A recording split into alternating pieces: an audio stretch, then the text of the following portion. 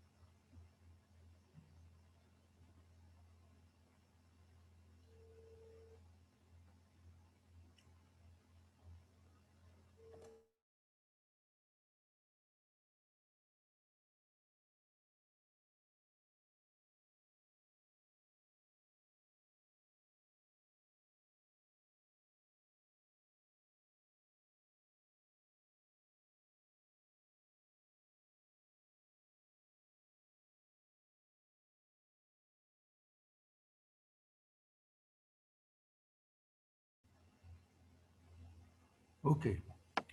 Uh, Assalamu alaikum, students. We are starting our parallel and distributed computing lecture number 7. Uh, First of all, I would like to ask कि आपको मेरी आवाज़ साफ आ रही है और क्या आपको स्लाइड नज़र आ रहे हैं साफ और साफ?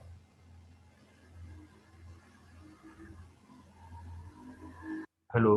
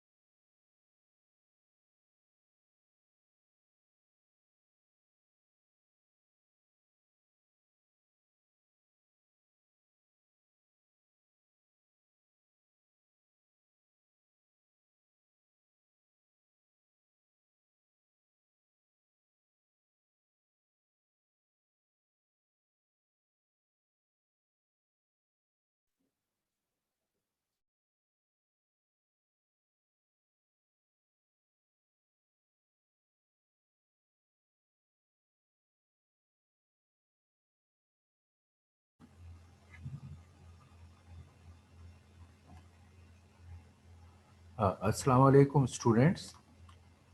We are going to start our parallel distributed computing class, lecture number 7. Before we start, let me know, can you hear me clearly and see the slides?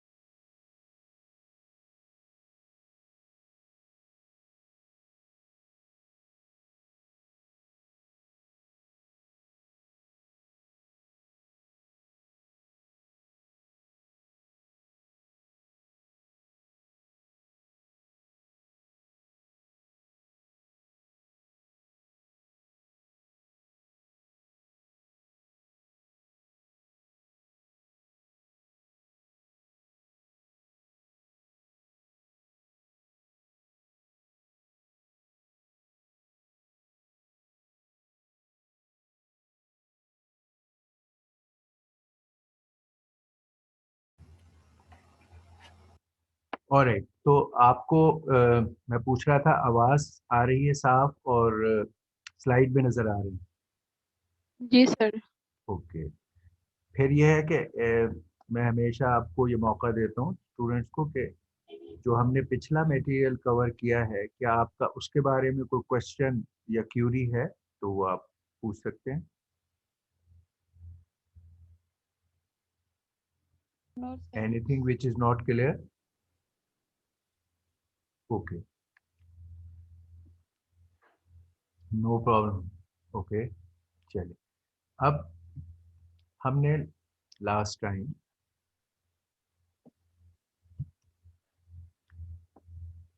ये था, जो चीज़ें हम पहले सेट ऑफ प्रोजेक्ट्स में सीख रहे थे वो यहाँ दिखाई है मैंने। 1D अरे को या 1D प्रॉब्लम्स को पैरेलल में और सीक्वेंशियल में दोनों तरीके से हल करना हम सीख रहे हैं। हमारा एम तो पैरेलल में सीखना था कि हम पैरेलल में डेटा प्रोसेसिंग एप्लीकेशंस कैसे करें, ये हमारा मेन एम है। लेकिन क्योंकि पैरेलल में करने का ये प्री रेक्विजिट है कि आपको पहले अपने पास्ट के कोर्सेज और नॉलेज से यही प्रॉब्लम सीक्वेंशियल में सॉल्व करने आते हों। क्योंकि अगर आप उनको सीक्वेंशियल तरीके से सी में हल करना नहीं जानते तो आप पैरेलल क्यूडा सी में नहीं कर सकते। तो इसलिए पहले दो सेशन ऑफ लैब प्रोजेक्ट्स हमने लगाए हैं जिसमें ये 1 डे पैरेलल का जो अपर पोर्शन है ये आपको एवेलुएट किया है, चेक किया है और बताया है, समझाया है कि आपको ये चार आपको प्रॉब्लम में दिए थे कि किस तरह दो अरेज को ऐड, सब्ट्रैक्ट और मल्टीप्लाई कर सकते हैं, और किस तरह आ, किसी अरे को, किसी अरे में ईच एलिमेंट को एक कांस्टेंट नंबर उसमें ऐड, सब्ट्रैक्ट और मल्टीप्लाई कर सकते हैं। ऊपर का प्रॉब्लम जो है उसका है कि देर आर टू अरेज और उन्हें आप ऐड, सब्ट्रैक्ट या एलिमेंट वाइज मल्टीप्लाई कर रहे हो। नीचे का प्रॉब्लम यह है कि आप किसी कांस्टेंट नंबर को अरे के हर एलिमेंट में ऐड या सब्ट्रैक्ट या मल्टीप्लाई कर। ये दो तरह के हमने प्रॉब्लम्स आपको सी में पिछली दो लैब्स में ये बताए। फिर आपको डॉट प्रोडक्ट, इसको मैक भी कहते हैं, मल्टीप्लाई अकोमुलेट, जैसा मैंने सिखाया था लास्ट टाइम कि डॉट प्रोडक्ट का मतलब है आप रिस्पेक्टिव एलिमेंट वाइज मल्टीप्लाई करें दो अरेज के और उनको सम करें तमाम एलिमेंट्स को। और फिर लास्ट में हमने कहा कि how to add all the elements of N array together.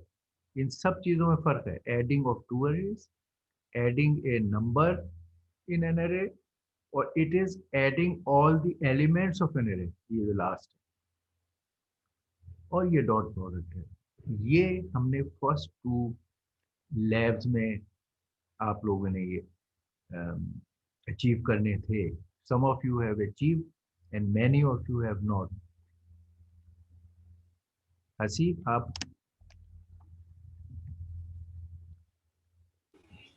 Ji sir. अच्छा, how many people have done these four problems in two labs? ये दो labs आपने इसमें इस्तेमाल की हैं। जी जी जी। How many people have demonstrated you, and how many people have submitted the solution about these four? पहले दो labs इन दो इन चार क्वेश्चंस पे स्पेंड किए आपने। जी जी जी बिल्कुल। तो बताइए व्हाट इज दी, क्योंकि जब तक ये चीज नहीं होता क्यूडासी जी अचीव नहीं होगा। तो क्या जी जी। अचीवमेंट है in terms of demonstration and in terms of, फिर आपने टाइम दिया था सबमिशन, व्हाट इज द हाँ जी हाँ प्रोग्रेस? जी हाँ जी। और फिर मैंने जी आपसे कहा था कि जो सबमिशन वाले हैं उनके साथ एक टाइम टाई अप करके before we go for the next lab ये पार्ट जी जी। कंप्लीट हो हमारे पास। तो क्या सूरत हाँ है? जी, वो मैंने एक्स्ट्रा लैब अभी लास्ट जो फ्राइडे गुजरा है उसमें मैंने ये लास्ट फ्राइडे एक्स्ट्रा लैब ली है, और जिसमें इन लोगों के जो उन्होंने सबमिट कराया था लेट, उनके भी डेमो ले लेते। ये सर ऑलमोस्ट 6 to 7 स्टूडेंट्स ने इसके किए हैं डेमो, जो सब ने पूरे जो 4 क्वेश्चंस के जो किए हैं वो जी, 6 to 7 ही है। चार क्वेश्चंस के 6 to 7 जी लोगों ने जी। कंप्लीट किए हैं, ठीक है। हाँ जी जी अच्छा, जी जी जी। और पार्शियल कितनों ने किए हैं? पार्शियल एक मिनट आपको बताता हूँ। पार्शियल एक मिनट।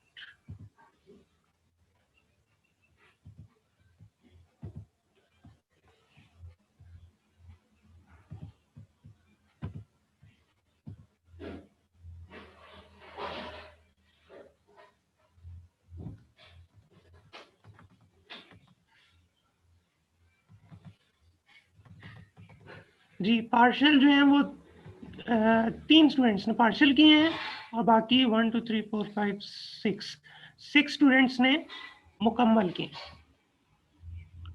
अच्छा, 6 ने मुकम्मल किए हैं, और पार्शियल कितनों ने किया आपने बताया? पार्शियल 3 स्टूडेंट्स ने। जी, और हैं टोटल कितने? 31। अच्छा, आपने रिजल्ट अपलोड कर दिया है? रिजल्ट अपलोड नहीं किया अभी, नहीं। रिजल्ट अपलोड कीजिए और उसको फाइनल कर, दैट्स स्टूडेंट्स। अब क्योंकि एक चीज का ताल्लुक दूसरी चीज से होगा, तो हम जी ये जी अफोर्ड नहीं कर सकते कि जो बेसिक चीज है वो ना की हुई हो और हम फिर अपना टाइम नेक्स्ट स्टेप पर इसलिए खर्च करें कि पिछली चीज नहीं की हुई। तो ठीक इसलिए है जो ये रिजल्ट आपका है ये अपलोड कर देंगे। दिस इज योर ठीक फाइनल है रिजल्ट ठीक फॉर द प्रोजेक्ट। है। जी जी मैं कर देता हूँ, हाँ सही। और अगर आप लोग अपने ग्रेड्स और अपनी लर्निंग में इंटरेस्टेड हो तो you have to stay very serious from the beginning. As you know कि आपके other than mid term and final exam जिसमें ये चीज़ें हम आपसे पूछेंगे, आपके प्रोजेक्ट्स दे कैरी 30% मार्क्स, ठीक है। तो आपका हर प्रोजेक्ट एक इम्पॉर्टेंट वेटेज रखता है। तो if you are interested in earning grade, you are being given all the chance of understanding, number one in the class, number two in the lab। लेकिन अगर दोनों चांसेस को यूज ना करते हुए आप पार्टिसिपेशन वाइज लैग करेंगे तो वो आप बाद में उस लॉस को मेकअप नहीं कर सकेंगे, और फिर we will not be able to help you. अभी हम आपको हेल्प कर सकते हैं, मैं क्लास में भी बार बार आपसे पूछता हूँ, और लैब में हसीब साहब भी आपसे पूछते हैं कि कोई प्रॉब्लम है, कोई गाइडेंस चाहिए तो वी कैन गिव। लेकिन if it is lack of effort, the whole penalty you have to face, और फिर हम आपकी मदद नहीं कर सकेंगे। अभी हम आपकी मदद कर सकते हैं, तो please take things seriously from the very beginning. Don't leave them to the end.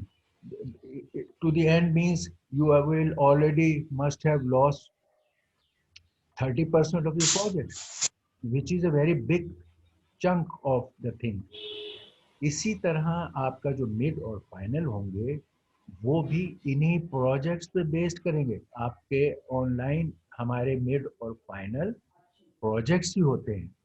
हमारा पूरा कोर्स प्रोजेक्ट के अगेंस्ट डिजाइंड है। पहले आप इंडिविजुअल प्रोजेक्ट्स करते हो, आप सेमेस्टर प्रोजेक्ट करते हो, आप मिड टर्म का प्रोजेक्ट करते हो, exam, mid term exam is a project, final exam is a project. तो प्लीज, और इनकी आपस में डिपेंडेंसी है। जैसे मैंने अभी ये सी में आपको इसलिए करवाया कि अगर आप सी में करोगे तो क्यूडा सी में कर सकोगे। अब आपका नेक्स्ट प्रोजेक्ट क्यूडा सी का है। जो लोग सी में नहीं कर सके हैं और उनको उसका पता नहीं है और उसको अंडरस्टैंड करने के लिए मेकअप नहीं कर रहे, वो क्यूडा सी में भी नहीं कर सकेंगे। ठीक है, तो आपका एक सीक्वेंस ऑफ लॉसेस शुरू हो जाएगा which will be very difficult. I am warning you and telling you at this stage, it is in your interest, take things seriously and participate in projects, learning, demonstration and making effort. Learning के लिए तमाम opportunities allowed हैं। Class में पूछिए, lab में हसीब से पूछिए, आपस में एक दूसरे से पूछिए, सीखिए, बजाय इसके कि आप इम्तिहान में कोशिश करें कि एक दूसरे से पूछें।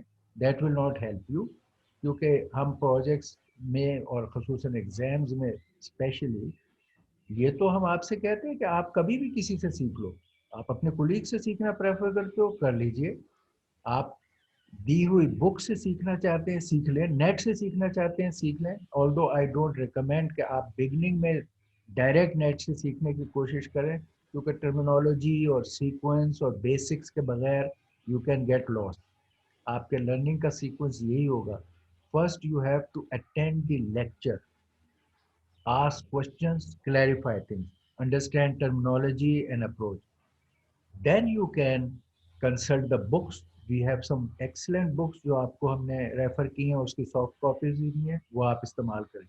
फिर आप अपने इन मामलात को हर लैब में चेक करें कि मैंने जो क्लास में सीखा और फिर बुक को भी कंसल्ट किया, तो क्या मैं इसको लैब में अप्लाई कर सका। अगर कोई डिफ़िकल्टी है तो लैब में पूछा। ये भी हम चांस दे देते हैं आप कि जो लोगों की कोई डिफ़िकल्टी थी, समटाइम्स हमने सबमिशन तो उससे पहले करवाई भी होती है आपकी डिज़ाइन पार्ट की, स्टिल भी गिव अ चांस कि यार अगर अभी भी कोई चीज़ सीख कर आप by the end of that lab हमें डेमो कर देते हैं तो वी एक्सेप्ट इट। जो पहले करके लाए होते हैं उनको एडवांटेज होता है कि वो पहले प्रेजेंट भी कर सकते हैं और वो they are in a better position to ask question. लेकिन जो लैब के साथ करते हैं वो पार्शियल लेवल तक कामयाब हो सकते हैं लैब में पूछने के बाद भी, लेकिन जो दोनों तीनों मौक़ों को ज़ाय कर देते हैं वो लॉस वंस फॉर ऑल है और वो कंटिन्यू रहेगा। अगर बैक पिछली चीज़ कवर नहीं होगी, अगली चीज़ में वो जारी रहेगा लॉस। तो प्लीज़ मैं आप लोगों को ये एडवाइस करता हूँ कि शुरू से ही अपने कोर्सेज में और प्रोजेक्ट्स में आप सीरियस रहें। It will very positively pay you off. Otherwise, you will be in a bad situation. Then you will come running, requesting, asking, and we will be in a very helpless mode. We cannot help the students who do not make effort and they fail. हम उसके लिए कुछ करने हमारे authority में नहीं है, लेकिन सिखाना और सीखने के वक्त पूरी हेल्प करना हमारी ख्वाहिश है, सीरियस ख्वाहिश है। अच्छा, तो ये हम कह रहे हैं कि पहला जो मेरा पहले 2 लैब जो आपने खर्च किए हैं वो इन पार्ट्स को सीखने में बाय सी और सी प्लस प्लस हम नाम लेते हैं ताकि कुछ लोग सी प्लस प्लस जो समझते हैं कि हमने सीखी हुई है तो शायद सी में हमें नहीं आता। C is a subset of C plus plus. और हम इस कोर्स में जो नॉलेज आपसे एक्सपेक्ट करते हैं क्यूडा सी करने के लिए वो हम सी लेवल का यानी subset of C plus plus काफ़ी है आपके लिए। C++ में C के अलावा आपको क्लासेस और ऑब्जेक्ट ओरिएंटेड प्रोग्रामिंग का एडिशनल नॉलेज भी चाहिए होता है। हम कहते हैं कि आपको अगर वो एडिशनल नॉलेज क्लासेस और उसका नहीं भी है तो as far as our this course is concern C level knowledge, जिसमें आप बेसिक मेन और फंक्शंस लिख सकते हैं और फंक्शंस को पैरामीटर के ज़रिए से कॉल कर सकते हैं, इतना नॉलेज, और रिजल्ट्स को अपने प्रिंट कर सकते हैं, तो इतना नॉलेज हमें सी का आपका काफ़ी है। ये जो सारे आपके ये किए हैं 2 लैब्स में आपने प्रोजेक्ट, इसमें आपने सिर्फ इस लेवल तक का नॉलेज इस्तेमाल किया है। दैट यू मस्ट हैव, उसके बगैर आपका काम नहीं चलेगा। इसके बाद इसका दूसरा हिस्सा, अब आपका जो नेक्स्ट लैब है वो ये जो फर्स्ट पार्ट जो आप सी में कर चुके हो, इसी का क्यूडा सी में आपने करना है। ये अभी नीचे वाले हिस्से हम छोड़ते हैं, ये मैं बाद में इसकी बात करूंगा। अपर पार्ट जो आपने भी सी में अचीव कर लिया है, जो कि आपका ये प्रोजेक्ट था।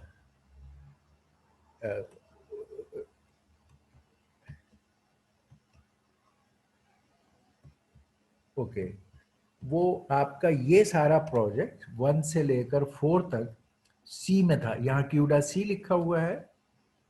1 और 2 में ये 4 आपने सी में किए हैं, ये है 1 और 2। 3 इज नथिंग बट ये जो आपने पिछले 2 लैब में 1, 2, 3, 4 को सी में किया है, बिल्कुल यही चीज आप क्यूडा सी में करोगे। ओके, अब इसके लिए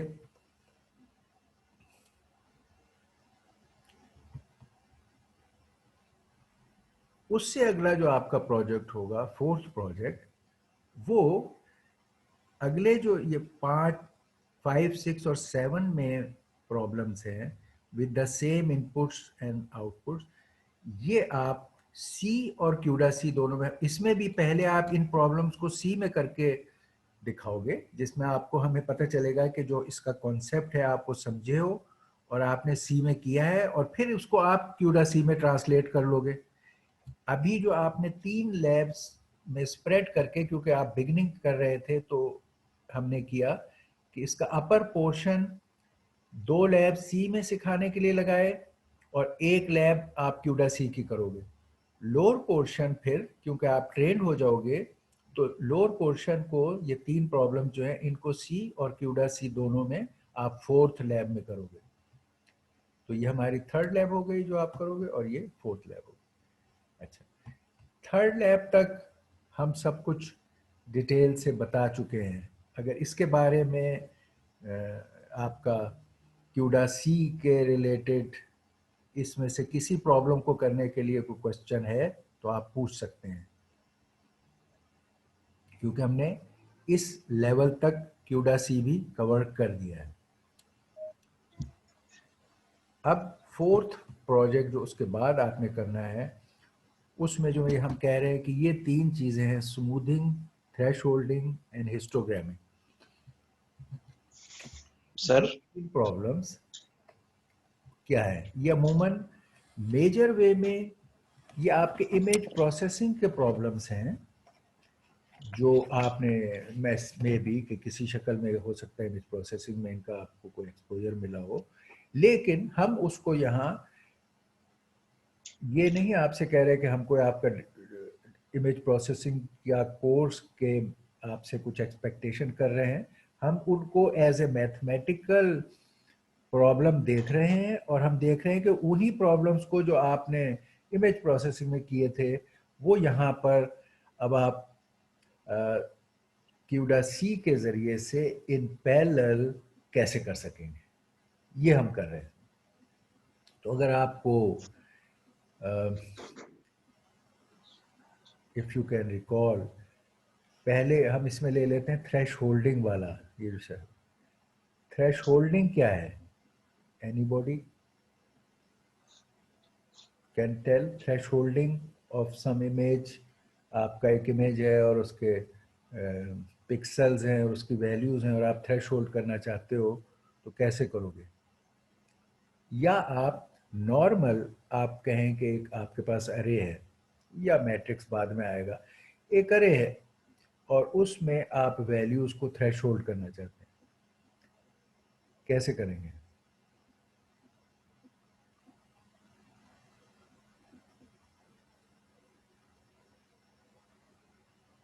हिस्टोग्रामिंग आपने इमेज प्रोसेसिंग में सीखी होगी। हिस्टोग्रामिंग कैसे करते हैं? हिस्टोग्रामिंग क्या है?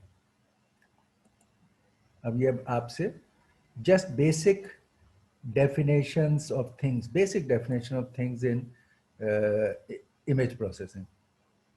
हिस्टोग्रामिंग क्या होती है? और ऑफ कोर्स तीसरी चीज स्मूथिंग है जो हम करना चाहते हैं। Okay, let's take them one by one for our this.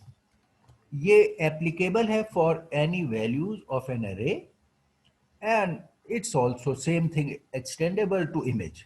क्या इमेज में थ्रेशोल्डिंग, हिस्टोग्रामिंग और स्मूथिंग कर रहे हैं, और वही है कि एक अरे है आपके पास जिसके पास एलिमेंट्स के वैल्यूज हैं और उस पर आप ये काम कर रहे हैं। ओके, हम इसको बेसिक्स से लेके चलते हैं इन इश्यूज को। पहला मामला है आपका जो मैं लेना चाहूँगा, थ्रेशोल्डिंग का है पहला हमारा एस्पेक्ट। हम यहाँ पे ले लेते हैं।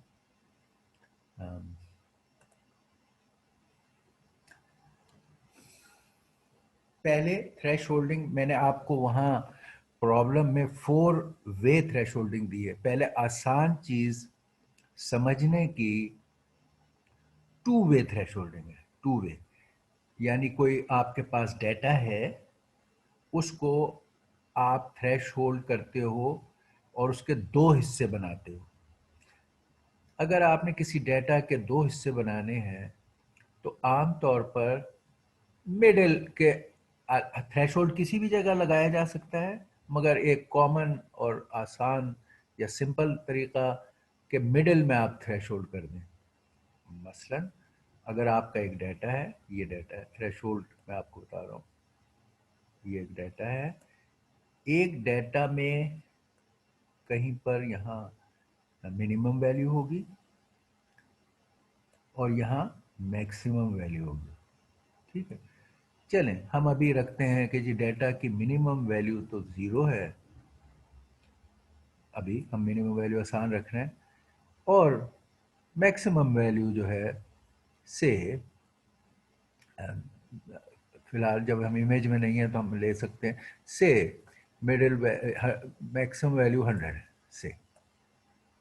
फिलहाल हम इमेजेस की वैल्यू, इमेजेस होते हैं तो ग्रे स्केल इमेज की मैक्सिमम वैल्यू 255 होती है और मिनिमम 0 होती है, और हम फिर उसके अक्रॉस आप इमेजेस में लेंगे जब आप when you will do it for the images. ठीक है, मैं अभी आपकी आसानी के लिए आपके डाटा में जो आपका एक अरे है, और हम कहते हैं जो आप जब रैंडम एरर से फिल करते हैं तो हमने फिल कराया था कि जी मिनिमम वैल्यू 0, मैक्सिमम वैल्यू 100 या 99, अभी उस बारीक में हम नहीं जानते, लेट्स से ये 100 तक है या 99 तक है।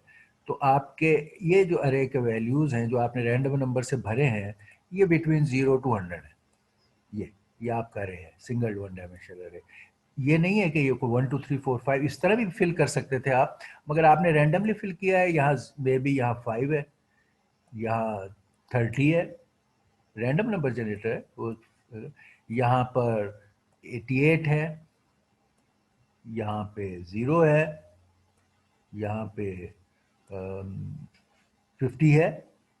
ठीक, तो इस तरह आपकी ये वैल्यूज एक रैंडम नंबर जनरेटर से, जिसने आपने मैक्स रेंज जो हमने रखी थी पिछले प्रॉब्लम में एम में, वो आपने 100 रखी है तो ये 0 से 99, या आपने 101 रखी है तो 0 से 100 तक वो फिल हो रहे हैं आपके नंबर। जब ये ऐसा है, अगर इसको इसकी वैल्यूज को आपने थ्रेशोल्ड करना है और 2 वे थ्रेशोल्डिंग करनी है, यानी मिड में थ्रेशोल्ड करना है, आपने आधे रेंज में इसके 2 हिस्से करने हैं, डाटा को 2 हिस्सों में ब्रेक करना है। ये 0 से 100 तक है, आप कह रहे हो मेरा थ्रेशोल्ड इसके मिड में है, इसके मिड में मेरा थ्रेशोल्ड है। अगर 2 वे करना है तो आप मिड में रखोगे। मिड आपका कोई है लेट्स से 50, तो 50 पर आप थ्रेशोल्ड अगर करो तो आप ये कहते हो कि 50 से नीचे के तमाम चीज़ों को मैं ज़ीरो लिख दूंगा। लेट्स दो हिस्सों आप थ्रेशोल्ड में लिख रहे हो कि 50 से नीचे की तमाम चीज़ों में मैं ज़ीरो लिख दूंगा और 50 से ऊपर की तमाम चीज़ों में मैं 1 लिख दूंगा। 0 और 1 दो ही पार्ट्स हैं, 0 और 1 आप लिख सकते हैं। कई दफ़ा हम कहते थ्रेशोल्ड का ये है कि अगर मिड थ्रेशोल्ड से नीचे है तो मैं मिनिमम वैल्यू लिख दूंगा जो यहाँ पे है, और अगर थ्रेशोल्ड से ऊपर है तो मैं मैक्सिमम वैल्यू लिख दूंगा जो यहाँ पे है। जब आपके इमेजेस होते हैं तो आपका एक इस एंड पे फुल ब्लैक और इस एंड पे फुल वाइट होता है, तो आप उसका मिडिल पे थ्रेशोल्ड लगाते हो और या फुल ब्लैक पे ले जाते हो या फुल वाइट पे ले जाते हो, तो उसमें आप मैक्स और मिन वैल्यू से रिप्लेस करते हो। ठीक है, अभी हम सिंपल केस ले रहे हैं कि वैल्यूज क्योंकि दो टाइप के डाटा में थ्रेशोल्ड कर रहे हैं, तो जहां भी इस अरे में वैल्यू लेट से 50 से कम होगी, ये 5 है यहां आप 0 लिख दोगे, ये 30 भी 50 से कम है 0 लिख दोगे, 88 50 से ज्यादा है 1 लिख दोगे। तो आप इसके सिर्फ दो हिस्से कर रहे हो डाटा के, 0 एंड 1। ये थ्रेशोल्डिंग करके डाटा को रिप्लेस करना है टू पार्ट्स में, तो जो टू वे थ्रेशोल्डिंग है। ओके, अच्छा, अब यही चीज मैंने वहां जो आपको प्रॉब्लम दी है 4 वे थ्रेशोल्डिंग दी है। 4 वे थ्रेशोल्डिंग में क्या होगा कि आप, अच्छा पहले इस 2 वे थ्रेशोल्डिंग के कोड को देख लें कि भाई कैसे आप करेंगे। How would you right this code? अगर आपने एक अरे है आपका ए और आपने इसको 2 वे थ्रेशोल्ड करना है, तो how would write its code in C? पहले सी का हम देखें। You will write a for loop from let's say 0 to 100 या 99 जहां तक है, या इंडेक्स उसका चेंज करेंगे। हर वैल्यू को you will compare A value A I, एक वैल्यू आप कोई भी आई से पॉइंट कर रहे हैं, फॉर लूप इन आई लिखा है, आप कहोगे ए आई को कंपेयर करोगे अपना जो भी आपने थ्रेशोल्ड सेट किया है। फर्स्ट को थ्रेशोल्ड 50 है, या तो आपने थ्रेशोल्ड ऊपर लिखा और 50, तो अब आप कहोगे if A I is less than threshold, जो भी है थ्रेशोल्ड वैल्यू, टी एच में उसका नाम रख रहा हूँ, आपने ऊपर थ्रेशोल्ड डिफाइन किया हुआ है, यहाँ थ्रेशोल्ड आपने कहा है इज लेट्स से 50, या आप ऊपर कह चुके हो इस प्रॉब्लम के लिए। आप कहोगे if my value A I value is less than threshold, तो क्या करोगे? यू विल प्लेस, हाँ अब इसमें दो काम कर लेते हैं कि इन प्लेस अगर आपने थ्रेशोल्डिंग करनी इन प्लेस, तो आप कहोगे ओके ए आई बिकम 0। अभी जो हम ये काम कर रहे हैं इसमें 0 साइन कर दोगे। एल्स एल्स एल्स का मतलब है कि okay A I is not less than threshold, या कह सकते हो else if A I is greater than threshold, let's say else A I is not less than threshold, तो आप कहोगे देन रिप्लेस ए आई बाय 1। ये आपने 2 वे थ्रेशोल्ड कर दिया डाटा का, जिसमें दो वैल्यूज 0 और 1 प्लेस की।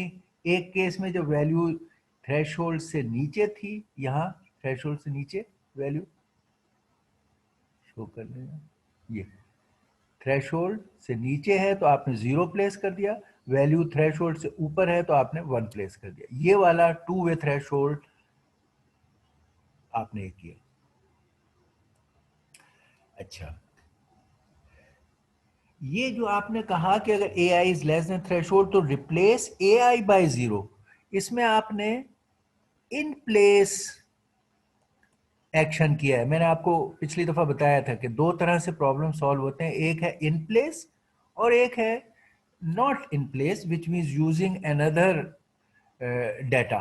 स्पेस, विच मीन्स कि जैसे हमने और प्रॉब्लम्स में किया था, हम ये कह रहे हैं कि ए हमारा गिवन अरे है, इसको हमने थ्रेशोल्ड करना है, लेकिन जो थ्रेशोल्डेड रिजल्ट है वो हम बी में डालना चाहते हैं। कि अक्सर और बहुत दफा हम ये करते हैं कि एक इनपुट होती है, उस पर हमने कोई एक्शन या ऑपरेशन करना होता है और उसकी आउटपुट हम दूसरे अरे में डालते हैं। तो अगर मैं आप ये डिसाइड कर रहे हैं कि इन प्लेस हमें नहीं करना, हमें रिजल्ट बी में डालना है, तो आप यही कंपैरिजन करोगे, is 5 less than threshold? If it is तो जीरो आप कहोगे बी में जीरो डाल दो, उस लोकेशन पे बी आई पे जीरो डालो, और ए को हम स्पॉयल नहीं करना चाहते। यानी this was the input, you didn't want कि ये इनपुट का वेक्टर आपका चेंज हो जाए, आप चाहते हैं कि इट शुड रिमेन इंटैक्ट। ये आपका प्रॉब्लम की नेचर पे डिपेंड करता है। Sometimes you want to keep it in intact and put the result in another array. Sometimes you say, I don't want to waste another space for the result. I can put the result in the same array. Some problems allow you to do कि आप same array में कर सकें. All problems may not be possible in place. ठीक है? ये problem ऐसा है कि if you choose, you can do it in place, if it is allowed or if it is asked for. In place का ये सोल्यूशन है जो अभी हमने ये देखा है कि एआई में आपने एआई में ही 0 और एआई में ही 1 डाला है, ये दूसरा 1। अगर आप इसको इन प्लेस ना करते और बी में डालते रिजल्ट, तो आप इसी प्रॉब्लम को ऐसे कहते, इफ एआई, चेक तो एआई का डाटा को, if A I is less than threshold, then यहां पर आप कह रहे होते put in B I 0, B I में आप 0 डालते, एल्स बी आई में आप 1 डालते, यानी ये ए आई की जगह फिर आप बी आई लिखते। And that is when you don't want to do it in place, you want to put the results in different array. इसका फायदे नुकसान, you can see that in one case अगर ये अरे का साइज बहुत बड़ा था, तो फिर बी भी एक बहुत बड़ा अरे आप नया बना रहे हो और उसमें रिजल्ट्स डाल रहे हो, but you are keeping your input intact. दूसरे केस में आप उस रिपीटिंग बी स्पेस को अवॉइड कर रहे हो और उसी जगह रिजल्ट डाल रहे हो और इनपुट को लूज कर रहे हो। ये ट्रेड ऑफ है इसका। ओके, इसी प्रॉब्लम को अगर आपने 4 वे थ्रेशोल्ड करना हो तो आप कैसे करेंगे इसी प्रॉब्लम को? लेट मी टेक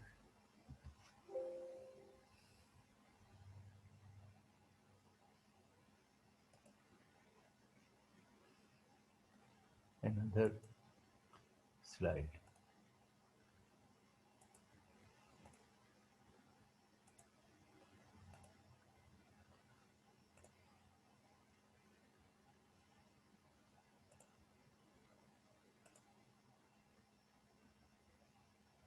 ओके, अब मैं चाहता हूं कि 2 थ्रेशोल्ड मैंने देख लिया। अब मैं, आपका जो प्रॉब्लम वहां पर है, it is A 4 way threshold, यानी आप 4 हिस्सों में एक डाटा को ब्रेक करना चाहते हो। आपका अरे, ये ए अरे है, इसको आपने पहले की तरह सपोज बिटवीन 0 to 100 फिल किया है by the random number generator, और यहाँ इसके अंदर वैल्यूज जो हैं, वैल्यूज की रेंज बिटवीन 0 to 100 है। अगेन वैल्यू ये नहीं है कि इंक्रीमेंटली 0 to 100 है, सम is 7, here is 80, another is 3, ठीक है, और 90, 0, 5, ये इस तरह रैंडम नंबर जनरेटर ने वैल्यूज जनरेट की हैं, मे बी यहाँ कहीं 99 या 100 या इस तरह। ठीक, ये वैल्यूज हैं उसमें, between ranging from 0 to 100 for the time being. In this example it's ranging from 0 to 100 randomly generated values. ये आपका अरे ए है। अब हम, अभी हमने 2 वे थ्रेशोल्ड किया था, अब मैं आपसे अगर कहूँ कि 4 वे थ्रेशोल्ड करें, यानी इस डेटा की रेंजेस को 4 हिस्सों में ब्रेक करके और उनको एक यूनिक नंबर असाइन करें, तो ये 4 वे, उसी बात को आप 4 वे कर सकते हो। क्या है आपका, ये 0 से और 100 तक लेट से डाटा रेंज कर रहा है। अब इसके अगर आपने 4 हिस्से करने हैं, तो आप एक मिडिल में करो पहले, इक्वल 4 इक्वल पार्ट्स करने हैं डेटा के वैल्यूज के, ये वैल्यूज हैं, ये मिड था हमने जो अभी देखा था, मिड विल बी एट 50 जो अभी हमने 2a थ्रेशोल्ड में इस्तेमाल किया। अब अगर आप 4 हिस्से करना चाहते हैं तो लेट्स से यहाँ पर एक 25 पर एक आपका आ जाएगा, 25 पर एक थ्रेशोल्ड लेवल, इक्वल 4 इक्वल हिस्से, और एक आपका 75 पे आ जाएगा। अब आपके डेटा की वैल्यूज को आप 4 हिस्सों में स्प्लिट कर रहे हो। एक ये रेंज है 0 से 25 के दरमियान, एक 25 से 50, एक 50 से 75, एक 75 से 100। ये 4 रेंजेस हैं आपकी डेटा की को स्प्लिट करने के लिए for the purpose of thresholding. तो आपके 4 डिफरेंट किस्म के डेटा की रेंजेस हैं। यू मे डिसाइड कि मैं इनको 4 यूनिक वैल्यूज दूंगा। वो वैल्यूज कुछ भी हो सकती थी, ए बी सी डी भी हो सकती हैं, और जैसे मैंने पहले बताया मिन और मैक्स की बजाय आप हर एक के ये लिमिट्स भी डाल सकते हो। लेकिन एक इजी तरीका क्या है कि 4 डिफरेंट वैल्यूज आपने देनी है। आपको मैं यहाँ 0 0 दूंगा, इस रेंज में अगर डाटा मेरा लाइक करेगा तो मैं 0 0 उसको साइन कर दूंगा, इसमें लाइक करेगा तो 0 1 असाइन कर दूंगा, यानी मैं डाटा को 1 दूंगा, इसमें लाइक करेगा तो 2 दूंगा। लेट्स मैं इसको डेसिमल में ही रख लेता हूँ बाइनरी में रखने की। ओके चलो पहले बाइनरी 1 0 दूंगा, और अगर ये इस रेंज में हुआ तो 1 1 दूंगा। इसको मैंने अगर डेसिमल में लिखना है तो मैं कहूँगा इस रेंज के डाटा को मैं 3 लिख दूंगा, इस रेंज के डाटा की जगह 2 लिख दूंगा, इस रेंज के डाटा के लिए मैं 1 लिख दूंगा, इस रेंज के डाटा के लिए मैं 0 लिख दूंगा। ठीक है, तो मैं 4 हिस्से जो डाटा के मैंने डिफाइन किए हैं उनमें वैल्यू रिप्लेस करूंगा 0 1 2 3 से, विच विल शो कि मेरे थ्रेशोल्ड के किस ब्लॉक में ये डाटा है। अब अगर वही मेरा कोड था जो सी का, मैं सी के कोड की बात करूं, अभी तक आपसे क्यूडा सी की बात मैं बिल्कुल नहीं करूंगा जब तक आप सी की बात नहीं समझोगे। तो आप कहोगे इफ मेरा अगर ये अरे ए है तो आप कहोगे इफ ए आई, अगर ए आई की value, if A I is less then 25, ये 25, तो फिर आप कहोगे कि आप इसको 0 से रिप्लेस इन प्लेस अगर कर रहे हो तो आप कहोगे ओके, फिर ए आई में यहां मैं लिख देता हूं 0, A I is equal to 0। Okay, else चलो अभी और है हमारे एल्स इफ। अब एल्स इफ 4 हिस्से की है तो अब एल्स इफ हमारा इस्तेमाल होगा।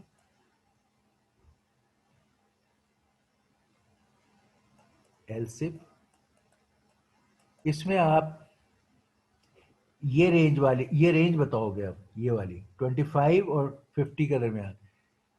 अब आप इसमें बताओगे कि if A I is between these two values, if ai is greater than, if ai is greater than 25 and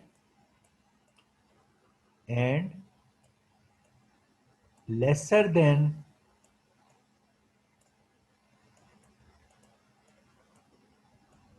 50, 25 से ग्रेटर है लेस और 50 से लेस है, तो फिर आप कहोगे ओके मैं ए आई की जगह लिख दूंगा 1।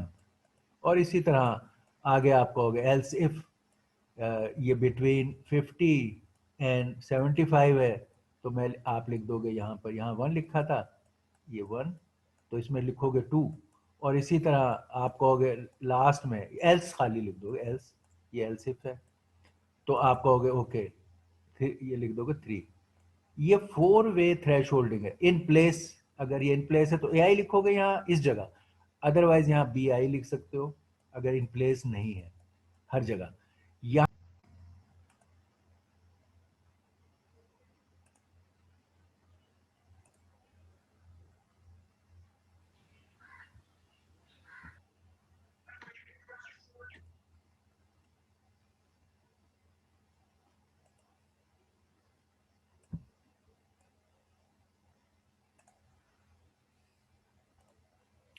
ओके, इन प्लेस है या नॉट इन प्लेस है, दोनों केस में ये जो पहला एक्सप्रेशन है जो कंपेयर कर रहा है, ये वाला, ये तो ओरिजिनल अरे ही होगा, वैल्यूज उसी की आपने चेक करनी है। लेकिन आउटपुट के लिए you might use then another array B I, जिसमें आप ये वैल्यू 0 1 2 3 जो डालोगे, यहां पर आपका ए आई की जगह बी आई लिखा जाएगा सेकेंड पार्ट में। ठीक हो गया, ये 4 वे थ्रेश होल्डिंग हो गई। इंटरेस्टिंग चीज, द अदर प्रॉब्लम हिस्टोग्रामिंग, हम मैंने थ्रेश होल्डिंग इसी इंटेंशन से कवर की है। It helps you to solve the problem of histogramming also. जो मैं आपसे कह रहा था कि जैसे इमेजेस में हिस्टोग्रामिंग करते हैं, आप जब स्टूडेंट का हम रिजल्ट बनाते हैं तो हिस्टोग्रामिंग करते हैं, वो इसी की ग्रोथ है। अगर आप थ्रेशहोल्ड को समझ गए हो तो हिस्टोग्रामिंग इज इजी। थ्रेशहोल्ड में आप इस जगह दी हुई जो वैल्यू है उसको रिप्लेस करते हो कि थ्रेशहोल्ड के किस ब्लॉक से ताल्लुक रखता है, 0 से या 1 से या 2 से या 3 से। हिस्टोग्रामिंग में आप देखते हो कि किस पोर्शन में थ्रेशहोल्ड के किस ब्लॉक में वो डाटा है, जैसे हमने यहां देखा कि किस ब्लॉक में डाटा है। हिस्टोग्रामिंग थ्रेशहोल्ड में हमने वैल्यू रिप्लेस कर दी, हिस्टोग्रामिंग में हम इस डाटा को काउंट करते हैं कि किस ब्लॉक में कितना डाटा है, कितने डाटा है। इसलिए वहां ये ब्लॉक की बजाय या रेंज की बजाय हम कहते हैं बिन। हिस्टोग्रामिंग में इसका नाम आप बिन रख देते हैं। Actually it is A counter. आप बिन को ही समझो ये काउंटर है, या आप अगर if you want to be very particular, इसका नाम आप रख दो counter. You just want to count ये कि ये वैल्यू किस ब्लॉक में है, ये उस ब्लॉक का काउंटर है। क्योंकि अब 4 ब्लॉक्स हैं इस एग्जांपल में, तो हर बिन या काउंटर को आप एक नंबर दोगे कि लेट्स से बिन 0, बिन 1, ये they are practically bin 1 bin 0 are counters. Bin 2, ये बिन 2, ये बिन 3। तो हिस्टोग्रामिंग में instead of replacing the value you will increment the counter. आप पहले कहोगे if A I is less then 25, तो ये काम करने की बजाय कि ए आई को 0 रखें, आप कहोगे मेरा जो काउंटर है या बिन, जो बिन है मेरा, आपने अगर काउंटर का नाम बिन रखा हुआ है, मेरा बिन 0 जो है ये इंक्रीज हो जाए। यानी अगर वैल्यू, फर्स्ट करें वैल्यू थी 17, ये 17 को आपने टेस्ट किया तो यस 17 इज लेस देन 25, इस हिस्से में है, तो आपका ये जो बिन 0 है ये इंक्रीमेंट हो जाएगा। अब अगर आपकी अगली वैल्यू आपने चेक की, लेट्स सी थी सपोज अगली वैल्यू कोई आपने चेक की और वो थी 37। ठीक, तो आपने चेक की it is not less than 25, okay, it is in this range 25 to 50। तो अब बजाय इसके कि आप उस जगह वैल्यू ये 1 लिखो, उसकी जगह आप काउंटर जो आपका है बिन 1 वाला काउंटर, ब्लॉक 1 या बिन 1 वाला, इसको इंक्रीमेंट करोगे प्लस प्लस। और इसी तरह अगर आपका डाटा इस ग्रुप में है 50 से 75 वाले में, तो आप यहां पर बिन 2 वाले काउंटर को इंक्रीमेंट करोगे, बिन 2 यहां लिखोगे और उसको इंक्रीमेंट करोगे। और इसी तरह लास्ट ग्रुप में है तो बिन 3 को आप इंक्रीमेंट करोगे। तो इस थ्रेश होल्डिंग में वो वैल्यूज को रिप्लेस करता है बाय दीज 4 वैल्यूज, और हिस्टोग्रामिंग में उस ब्लॉक के कॉरस्पॉन्डिंग जो काउंटर है उसको इंक्रीमेंट करता है। इट काउंट्स कि कितनी वैल्यूज किस रेंज में है। ठीक है, उसका क्या फायदा होता है कि आपका, आपने देखा होगा जब कहते हैं यार मेक द हिस्टोग्राम, तो क्या है, आपने ये आपने हमने अभी वैल्यूज थी आपकी यहां से यहां तक 25, 50, 75 और ये लेट से 100, ये 25 और ये 50, 75 और ये 100। ये आपने एक्स एक्सिस पे जो अपने रेंजेस थी वो ली, और अगर ये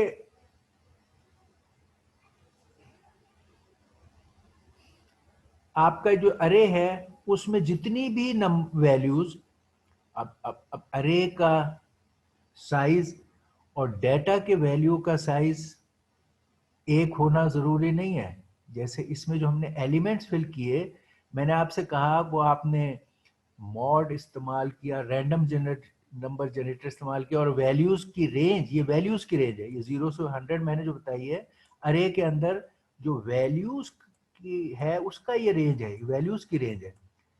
अच्छा, अरे का साइज क्या है वो एक अलग काम है। अरे का साइज हम जिसको एन कहते थे अक्सर, इट कैन बी डिफरेंट। फर्ज करो वैल्यूज की रेंज आपकी 0 से 100 में जा रही है, योर अरे मे बी ऑफ साइज 16। अरे का साइज, आपका अरे जो डिक्लेयर आपने किया वो कहा ए 16 एलिमेंट का अरे, इसके अंदर टोटल ये जो नंबर्स हैं से वो 16 है, ये 16 नंबर्स में फिल हुए हैं, और उन नंबरों की जो रेंज है वो ये है जो मैं हमने यहाँ बताई अभी, जो आपने अगर तय किया कि उसको रैंडम नंबर जनरेटर को मॉड 100 से करोगे तो वैल्यूज की रेंज ये हो गई, अरे के साइज की रेंज ये हो गई। अब अगर आपने इसके 4 पोर्शन किए हैं इस तरह, 100 रेंज थी तो 25 के, तो 0 से 25 तक हो सकता है आपके इस अरे में मे बी के देर आर एक दो दो वैल्यूज हों। सो टोटल वैल्यूज आपके अब 16 है जो, और उनके रेंजेस ये हैं। तो सपोज आपके इस जोन में दो नंबर इस जोन में लाई किए, तो आप 2, इसको 2 पर बनाओगे कि लो भाई मेरा इस रेंज की जो हाइट है वो 2 है। फर्ज करें ये 25 से 50 का डाटा में आपके से 8 हो गए, 8 वैल्यूज उस रेंज में है, तो आप कहोगे 25 से 50 के जोन में मेरी 8 वैल्यूज है, ये यहां आपका 8 है, 8 वैल्यूज मेरी इस जोन में है। मे बी आपका 50 से 70 के दरमियान वैल्यूज 4 हों, ये तो यहां 2 वैल्यूज हैं, यहां 8 वैल्यूज हैं इस जोन में, इस जोन में 4 वैल्यूज हैं, ये 4 यहां 4 है, राइट, ये 4 वैल्यूज है।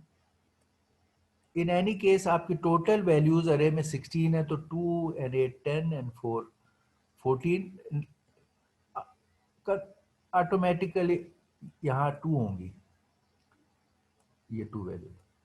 तो आप देख रहे हो यहां टोटल अरे का साइज के मुताबिक ये वैल्यूज हैं, उनकी हाइट्स हैं, और ये आपका हिस्टोग्राम है। यही हिस्टोग्राम आपके लेट से इसी तरह की चीज आपके ग्रेड से रिलेट हो सकती है कि दो students who are between 75 to 100, ठीक है, इन्हें हम यहाँ पर तो हमने ये कहा था ना कि बिन 0 बिन 1 बिन 2, हमारा ये असल में ये बिन 0 है, ये बिन 0 ने ये काउंट किया है, ये जो 2 काउंट किया गया है ये बिन 0 ने काउंट करके बताया, ये बिन 0 ने गिन के बताया है। ये जो है ये बिन 1 ने गिन के बताया है, ये बिन 2 ने गिन के बताया है, ये बिन 3 ने गिन के बताया है। आप स्टूडेंट्स हैं, अगर आपके 16 स्टूडेंट्स हैं और उनके मार्क्स की ये डिस्ट्रीब्यूशन है, तो आप कह सकते हो कि जो 75 से लेट से 100 वाला ग्रुप है उनको मैं ए देता हूं, तो यहां आप रिप्लेस करके यहां वैल्यूज इनको ए के ब्लॉक में डाल दोगे। फिर आप कहोगे ओके जो 50 से 75 है इनको बी, तो you will assign them be, ये थ्रेशोल्ड आपका, ये सी का क्राउड है, मे बी ये डी का क्राउड है।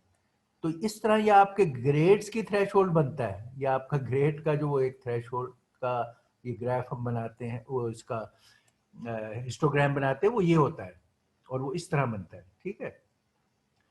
अब हमारा इसमें लास्ट आपका रह गया प्रॉब्लम जो है कि ये वाला स्मूथिंग। स्मूथिंग क्या है? अरे के केस में smoothing is nothing but averaging, कि आप कोई भी वैल्यू अपने नेबर्स के साथ मिलके एवरेज कर ले, वैल्यू को रिप्लेस, एवरेज वैल्यू से रिप्लेस कर दे। ये स्मूथिंग ऑफ डाटा। इमेज में जब आपका इमेज प्रोसेसिंग में आप कोई होता है तो आप कहते हैं यार मैं इस पिक्सल की वैल्यू को अपने इर्द गिर्द की 4 वैल्यूज से एवरेज लेके रिप्लेस कर दूंगा, ये होता है स्मूथिंग। अरे के केस में आपका यही अरे है, लेट्स से यही अरे है, इसको अगर आपने स्मूथिंग अप्लाई करनी, अरे में 4 डायमेंशन नहीं है, सिर्फ 2 डायमेंशन है, तो आप एवरेजिंग के लिए सिर्फ 2 नेबर्स ही इस्तेमाल कर सकते हो। क्या नेबर्स होंगे, उनके नाम आप ईस्ट वेस्ट भी लिख सकते हो कि फर्स्ट करो अगर इसको आप स्मूथ कर रहे हो तो इसके राइट पे या ईस्ट पे ये वैल्यू है और इसके लेफ्ट या वेस्ट पे ये वैल्यू है। तो आप यहाँ 90 लिखने की बजाय स्मूथिंग करोगे तो आप 0, 90 और 3 इसका एवरेज यहाँ लिख दोगे। 93 divided by 3, 93 divided by 3, 3 values हैं तो आप यहां लिख दोगे 31। तो अब आप स्मूथिंग अब ऐसी चीज है कि इसको आप इन प्लेस नहीं कर सकते, क्योंकि आपने अगर यहां वैल्यू रिप्लेस कर दी तो इसका जो स्मूथिंग करनी थी उसका रिजल्ट गलत हो जाएगा, ये इन प्लेस नहीं हो सकती।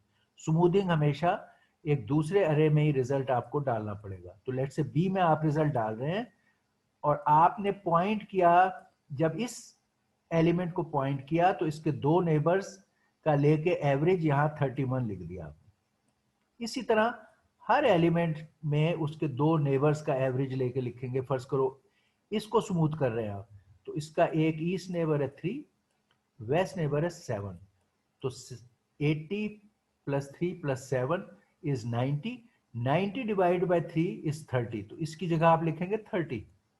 ये स्मूथिंग है। Smoothing of an array by using 2 neighbors right and left, east and west। ठीक है, अब इसको लिखने के लिए सी कोड में हम क्या करेंगे कि कोई भी अरे में आप फॉर लूप, वही सेम फॉर लूप लिखोगे जैसे लिखते हो I for loop for I from 0 to जो भी इसका साइज है, 16 है तो 16 तक जाओगे, 8 जो भी साइज है।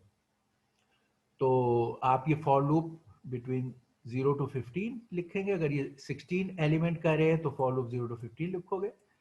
उसके अंदर हर जगह जहां आप पॉइंट करोगे तो आप कहोगे कि आप अब रिप्लेस कर रहे हो बी आई, बी में आईएथ वैल्यू जो लिखनी है आपने वो एवरेज ऑफ 3 वैल्यूज लिखना है। क्या क्या वैल्यूज हैं वो, एक ए आई बजाते खुद है जिसका आप एवरेज निकाल रहे हो, ये ए आई मैं पहले से इधर लिख रहा हूं ए आई, और एक इससे पीछे की वैल्यू है, पीछे की वैल्यू क्या होगी ए आई माइनस 1, ए आई माइनस 1, ए आई माइनस 1, और एक इससे आगे की वैल्यू है which is a I plus 1 plus A I plus 1, A I plus 1 plus 1। Okay, ये 3 वैल्यूज को मैं लूंगा, सम करूंगा और इनको 3 से डिवाइड करके एवरेज लूंगा। ये एवरेज मैं बी आई में लिखूंगा। और for all elements from 0 to 15, अगर ये अरे का साइज 16 है, ये मे बी 0 to n-1 मैं लिख देता हूँ, जो भी साइज है अरे का। आप n से डिवाइड मेंशन करते हो साइज तो n-1, और ये काम करेंगे। ये स्मूथिंग है, 2 वे स्मूथिंग। इमेज जब आपका होगा 2 डायमेंशनल इमेज होगा तो उसमें आप 4 वे स्मूथिंग भी कर सकते हैं, 6 वे भी कर सकते हैं, 8 वे भी कर सकते हैं। ओके, ये हमने सी में देखा कि किस तरह ये बेसिक फंक्शंस हम डाल सकते हैं अपने इस प्रोजेक्ट के। ओके, ऑलराइट, अब अगर हमने ये बात सीख ली तो ये काम जो हम यहाँ कर रहे हैं इसमें हमने जो तमाम चीजें क्यूडा सी में करनी थी वो हम सीख चुके हैं। हमने क्यूडा सी में ये सीखा है कि इस तरह के सिंपल ऑपरेशंस, क्यूडा सी के केस में ये ऑपरेशंस आपके कर्नल के कोड में जाएंगे। इसी तरह आपके मेन में H A H B H C, इसमें सी नहीं है, एच ए एच बी 2 ही है। ये साइज है n60 का, 60 एलिमेंट अरे हमने इसमें कहा हुआ है। ये अरे इस केस में सिर्फ एच ए जो है, एच ए वेक्टर की वैल्यूज आपको इनिशियलाइज करनी है। इन प्रॉब्लम्स के लिए एच ए इनपुट वेक्टर है और मे बी हमने एच सी आउटपुट वेक्टर के लिए ले लिया है।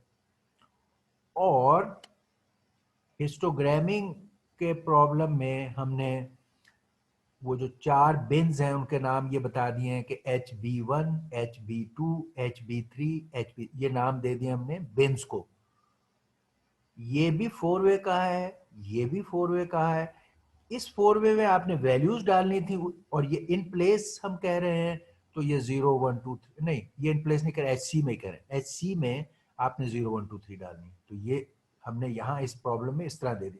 ये ईस्ट वेस्ट नेबर के साथ एवरेज वैल्यू जो आपने स्मूथिंग करनी थी, जो मैंने बताया कि स्मूथिंग तो हो ही नहीं सकती इन प्लेस, तो ये इसका रिजल्ट HC में हम कर रहे हैं। ठीक है, ये हमारा प्रॉब्लम है। यहाँ डेफिनेशंस हैं, ये हमने वेरिएबल्स डिफाइन कर दिए हैं। जब मैं वेरिएबल्स के नाम डिफाइन कर रहा हूँ तो आपको प्रॉब्लम सॉल्व करते वक्त you have to use those names in your code. ये नहीं है कि मेरी क्लास एग्जाम्पल में या स्लाइड्स में वो नाम कुछ और था तो आप वही इस्तेमाल करते रहो। ये वेरिएबल्स आपके अपने सिलेक्टेड हैं, वो या आप खुद सिलेक्ट करेंगे या आपको नाम गिवन होगा तो आपको फॉलो करना होगा। You can not keep using by default anything.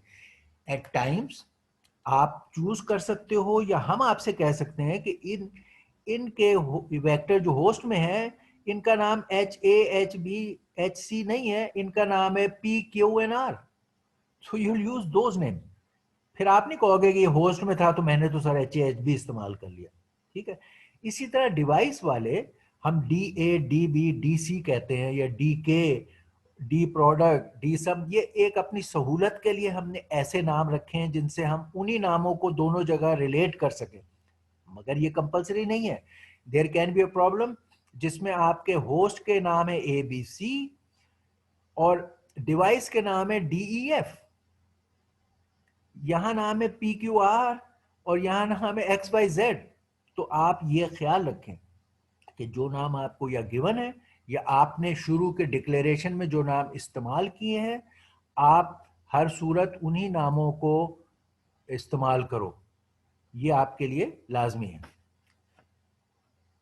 सिर्फ जब आप इसको क्यूडा सी में करोगे तो जिस तरह इन प्रॉब्लम्स में, जो अपर प्रॉब्लम्स में आपने करेंगे अभी जो फर्स्ट लैब में, कि आप जिस तरह मैंने वो उस दिन आपको प्रॉब्लम बताया कि चेंज आपका आएगा खाली इस हिस्से में। ये अब आप सारे आज के भी प्रोजेक्ट में और नेक्स्ट भी प्रोजेक्ट्स में आप देखेंगे तो चेंज आप देखें किस जगह आपका आता है, ये आपको पता चलना चाहिए। तमाम प्रॉब्लम में कहाँ चेंज आना है, ये हमें क्लियर होना चाहिए कि how when you convert to CUDA C your code changes.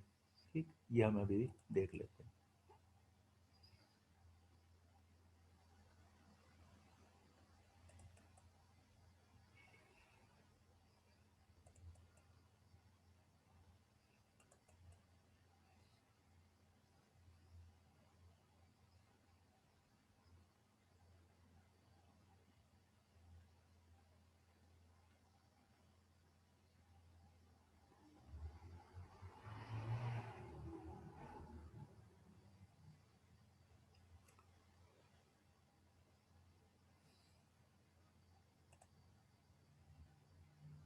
Okay, ये हमने पिछला जो ऐड अरे का प्रॉब्लम किया था जिसमें ये कर्नल, तो ये सब चीज़ें हमने सीखी थी। अब चेंज हर दफ़ा जो सारे प्रॉब्लम अब ये वेरी कर रहे हैं, इन सब में चेंज कहाँ आएगा।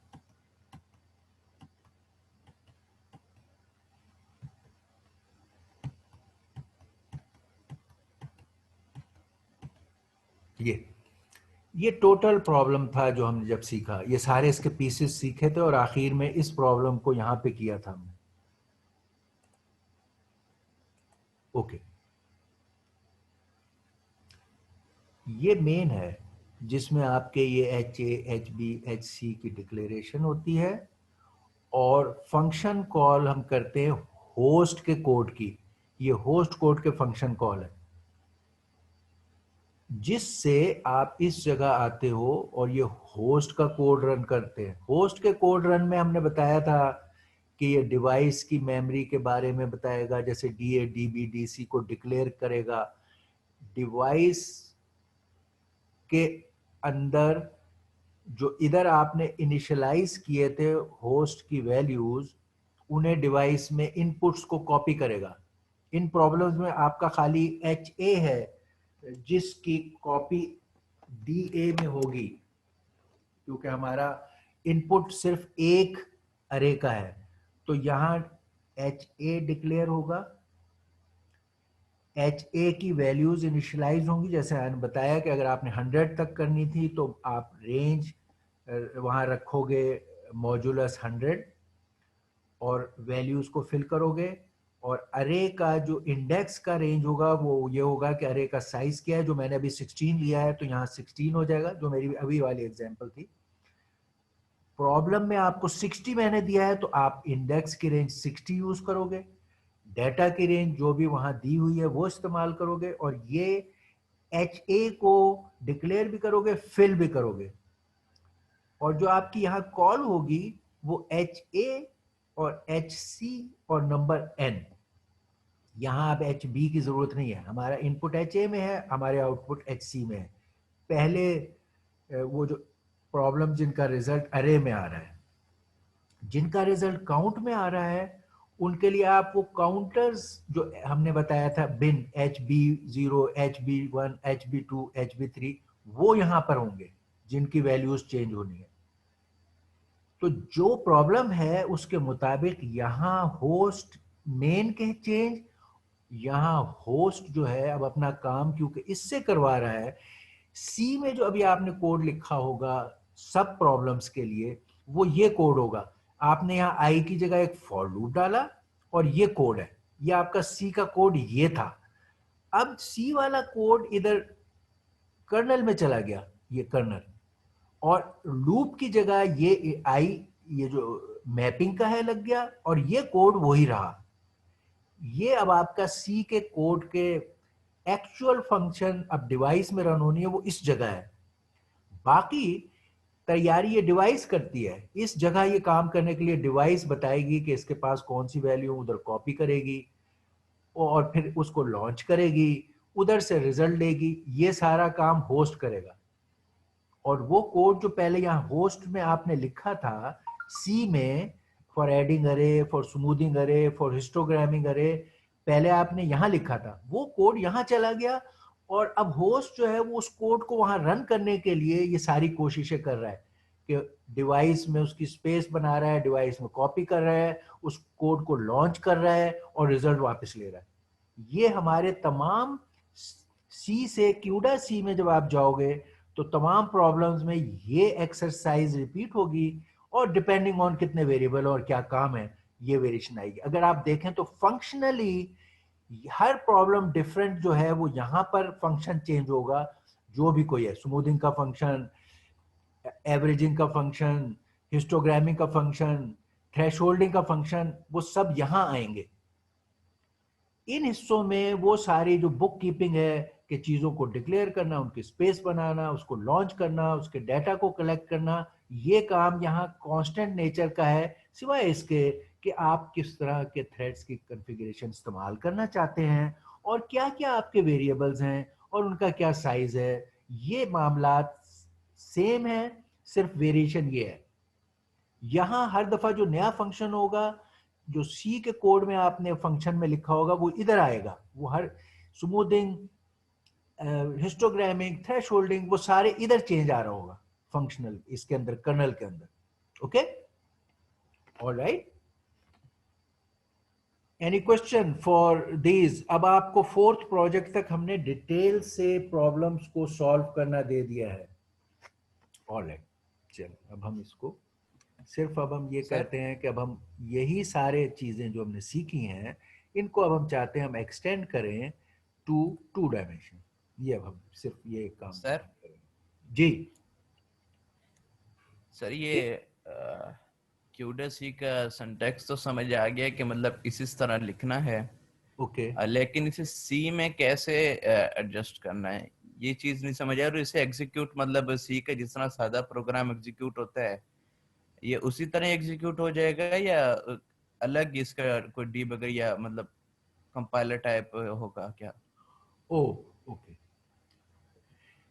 ये Haseeb, have you done that session और ना? हसीब साहब आपके साथ जी सर। हसीब ने आपको प्रोवाइड की है इंफॉर्मेशन? हसीब आपने वो इंफॉर्मेशन प्रोवाइड की है कि किस तरह नहीं नहीं, गूगल अभी नहीं कोलैब की, पर नहीं सर। ये लोग क्यूडासी का कोड रन करेंगे और चेक करेंगे? जी नहीं नहीं, अभी नहीं की, नहीं। गूगल अच्छा, को लैब की जी नहीं नहीं, की। ये कैसे रन करेंगे आप? ये आपको टेस्ट रिजल्ट सबमिट करा रहे होंगे ना, हम्म, तो वो इनको वो यूज करने के लिए वो इंस्ट्रक्शंस आप इनको दे दीजिए ताकि सही सही, ये ठीक हो गया। उसको रन करके एफर्ट करके आए। फिर अगर कोई प्रॉब्लम होगी इन्हें, वो आप लैब जी में जी फिर एक्सप्लेन कर दीजिएगा। मगर पहले इन्होंने सबमिट करना है ना, उसको एक एफर्ट करके रन करके अपना जी, एक टेस्ट रिजल्ट सबमिट करना है, ठीक है ना? ठीक हो गया, ठीक हो तो गया। आप पूरी गाइडेंस उसकी, जो कि है बड़ा सिंपल, मगर वो आप प्रोवाइड कर दीजिए। जी ठीक अच्छा, हो गया। ओके। सही। तो इस क्वेश्चन का आंसर ये है कि एक तो खैर वो डिटेल भी आपसे हसीब साहब शेयर करेंगे, लेकिन क्यूडा सी में हम ये प्रॉब्लम, जैसे मैंने आपको बताया था शुरू में, जीपीयू पे रन होता है। क्यूडा सी का जो कोड है वो सीपीयू पे रन नहीं होता, वो जीपीयू पे रन होता है। डिवाइस, इसमें हम जहां भी वर्ड डिवाइस इस्तेमाल कर रहे हैं वो जीपीयू है। जो ये कोड है, लेट मी सी,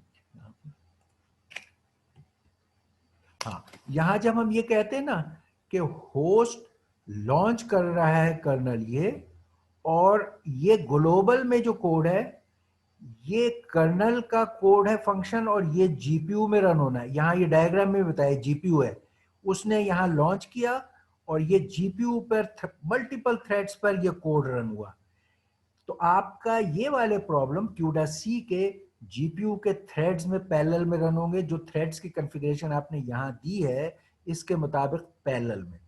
अच्छा, उसको रन करने के दो तरीके हैं। एक तरीका, लेट से आपके लैपटॉप पे जीपीयू है, NVIDIA GPU है, many laptops have that, you can use it that on your laptop, ठीक। दूसरा, हम जब आपको इन कैंपस ये चीज कराते हैं तो हमने अपने सर्वर पर जीपीयू को इंस्टॉल किया हुआ है और हर पीसी को उस सर्वर का एक्सेस दिया हुआ है, और आप अपना प्रॉब्लम बिल्ड करके एडिटर में when you run it, you submit your thing to the server and that runs it on GPU। तो ये दूसरा तरीका है, अपना लैपटॉप या PC directly running on GPU. Second, using a server, submitting your PC job to server which has a GPU and runs it there।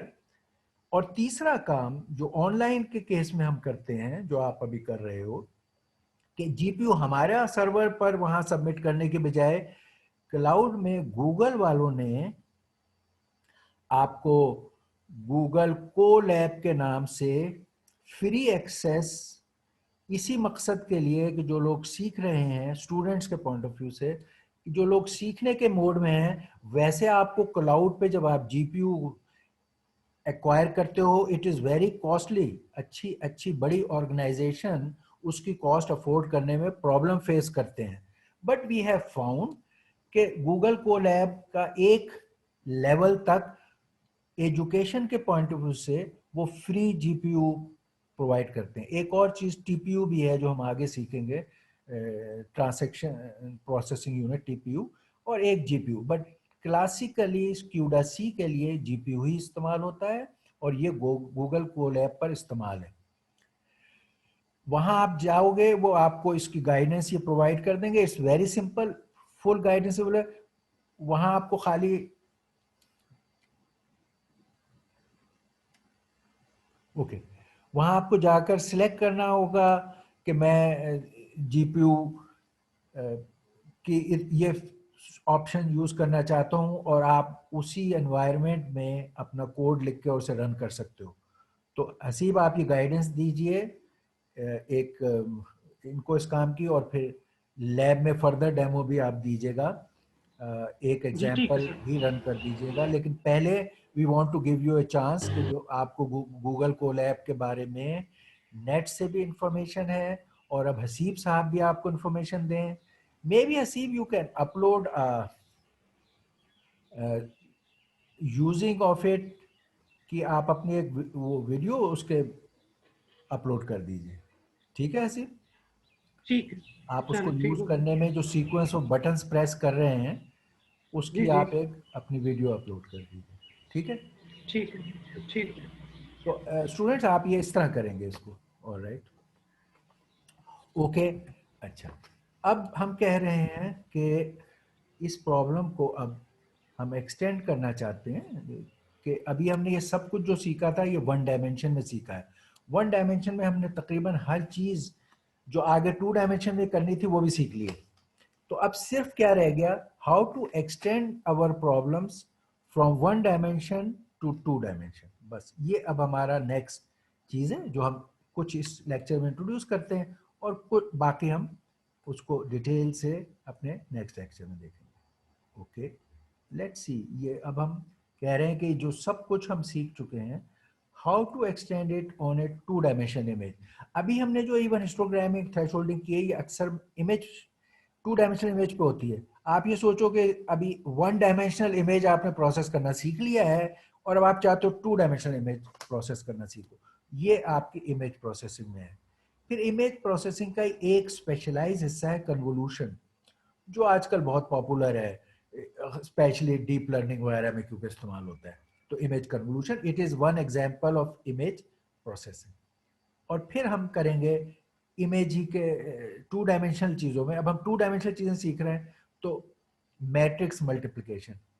तो multiple dimension में यही सारे काम जो आप सीख चुके हो उसे करने का अब हमें ये तीन हिस्सों में अपना काम करेंगे इसमें। ओके, जिस तरह पहले था उसी तरह अब भी सीखने में वही मामले होंगे। एक हमें मैपिंग का तरीका अपना देखना होगा कि हमने एक डायमेंशन में तो थ्रेड्स को मैप कर देते थे डाटा पे, अगर टू डायमेंशन है या थ्री डायमेंशन है तो फिर कैसे मैप करें। तो एक हम ये चीज सीखेंगे, और दूसरा तरीका एक नई बात यह है कि दो टू डायमेंशन के केस में पॉइंट करने का तरीका सी में तो स्ट्रेट फॉरवर्ड एक्सटेंशन है, वो क्या है, और फिर क्यू डैश सी में क्या तरीका है टू डायमेंशनल डेटा को पॉइंट करने के लिए, इंडेक्स करने के लिए।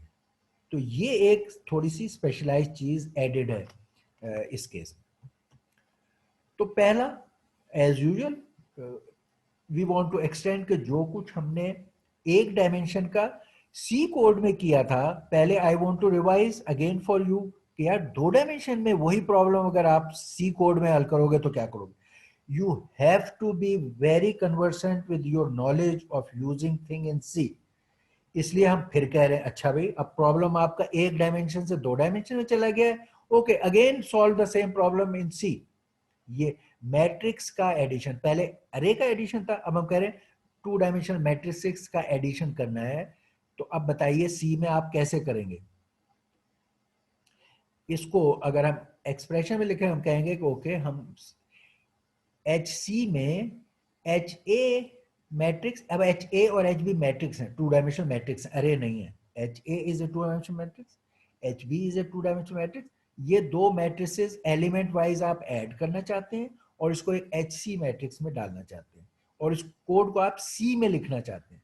क्या करेंगे, ये सबसे पहले मेन में यहाँ बाहर आप डिफाइन कर लीजिए एम और एन।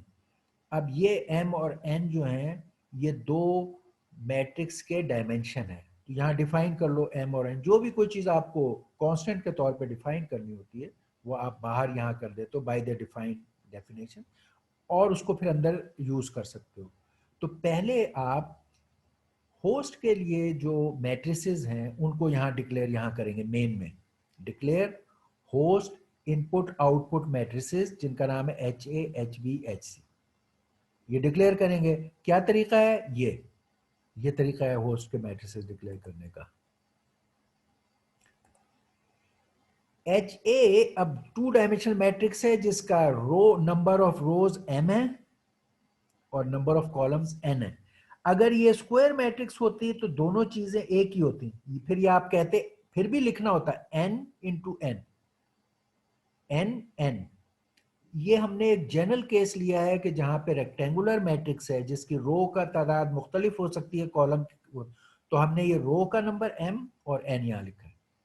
तो सी कोड में स्टैटिक तरीके से मैट्रिक्स को डिक्लेयर करने का तरीका, name of the matrix, first number of rows, number of column, ये दोनों इस तरह। तो अब ये मैट्रिक्स की स्पेस डिक्लेयर हो गई। इस मैट्रिक्स में जो एलिमेंट्स की टाइप है वो यहां लिख दी। It can be float, it can be integer, it can be character, whatever is the thing. By now you should have been able to understand कि दो बातें हैं अरेज के लिए भी और मैट्रिसेस के लिए भी। एक है एलिमेंट्स की तादाद और एक है एलिमेंट्स का डेटा टाइप। ये जो मैंने यहां कहा, ये मैट्रिक्स लेट से इस तरह है कि मेरी मैट्रिक्स HA, ये मैं यहां ड्रॉ कर रहा हूं, ये मैं HA मैट्रिक्स को कह रहा हूं, HA मेरी मैट्रिक्स है और HA is a m by n matrix. चलें, इट इज, इसका साइज देने का तरीका क्या है? Number of rose multiplied by number of columns. It's a m multiplied by n matrix, ये इसका साइज। और इसकी डायमेंशन m और n है, पहली जो है रोज के लिए, दूसरी कॉलम्स के लिए। So it has m rows, ये m rows, and it has n columns, n columns. ये मैट्रिक्स, उसके टोटल एलिमेंट्स की तादाद, number of rows, number of column. इस मैट्रिक्स के किसी एक एलिमेंट को पॉइंट करने के लिए, जैसे अरे में AI होता था या HAI होता था, इसमें I और J दो इंडेक्स होंगे। फर्ज करो मैं रो के लिए इंडेक्स I इस्तेमाल करता हूं, ये आपका चॉइस है। रो के लिए आपने इंडेक्स अगर I लिया और कॉलम के लिए आपने इंडेक्स J लिया, तो आपका कोई भी एक एलिमेंट इसके अंदर, ये एक एलिमेंट है, ये I रो और J कॉलम में है, तो ये एलिमेंट का नाम HAIJ होगा। HA ith रो में है इंडेक्स और jth कॉलम में है। इसको पॉइंट करने के लिए मैं इस तरह इस्तेमाल करूंगा। इस पूरी मैट्रिक्स को जब मैं डिक्लेयर करूंगा तो डिक्लेरेशन के वक्त मैं लिखूंगा HA which has total size of rows m and it has size of columns n। ये डिक्लेरेशन के वक्त स्पेस एलोकेट करने के लिए मैं m n इस तरह लिखूंगा। ये डिक्लेयर मैं कर रहा हूं इस जगह, ये शुरू में। इसका मतलब है इसका साइज HA का जो है वो m by n है, m रोज और n कॉलम्स। हर एलिमेंट का, जो इसके अंदर एलिमेंट्स हैं, उन एलिमेंट्स की टाइप डेटा की क्या है वो मैं यहां लिखता हूं। फर्स्ट करो ये इंटीजर एलिमेंट्स हैं। फर्स्ट करो इस मैट्रिक्स में मैंने वैल्यूज इस तरह की फिल की हैं, 30, 50, 80, 90, 70 इंटीजर एलिमेंट्स। तब मैं यहां इंट लिखूंगा, ये data type of each element है। अगर इसके अंदर एलिमेंट्स फ्लोट टाइप हैं तो मैं यहां फ्लोट लिखूंगा। ये मैंने डिक्लेयर किया है एक अरे को इन सी। ये मैंने उसकी डिटेल बताई है कि डिक्लेरेशन में साइज से क्या मुराद है, अरे के स्पेस के लिए कितनी जगह चाहिए, और अरे के एलिमेंट्स की डेटा टाइप से क्या मुराद है, ये हमने इसमें सारी चीज सीखी है। ठीक है, अब अगर हमने यहां ये लिख लिया,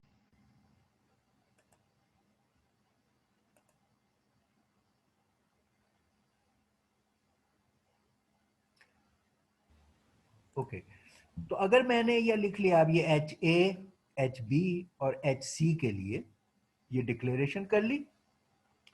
अब मैं इसको इनिशियलाइज करूंगा, जैसे मैंने अरे को इनिशियलाइज किया था, मैं इसको भी इनिशियलाइज करूंगा। इनिशियलाइज के लिए अगर आप रैंडम नंबर से इस्तेमाल कर रहे हैं तो अब HA और HB को आप रैंड यूज करके इनिशियलाइज कर सकते हैं, मगर अब इनिशियलाइजेशन के लिए भी आपके दो फॉर लूप्स लगेंगे, for I and for J, and इधर आप कहोगे HAIJ में क्या फिल करना है, HBIJ में क्या फिल करना है। ये इस तरह रैंडम नंबर जनरेटर से यहां पर भी आप मैट्रिसेस को इनिशियलाइज करोगे। फिर आप ये फंक्शन कॉल करोगे मैट ऐड। उसी तरह यहां अब HA HB जो इनपुट्स हैं, HC जिसमें आउटपुट आएगी, और M और N यहाँ साइजेस हैं उसके मैट्रिक्स के जो भेजे। इस कॉल पर आप इधर आओगे, ये आपका वो कोड है मैट ऐड का।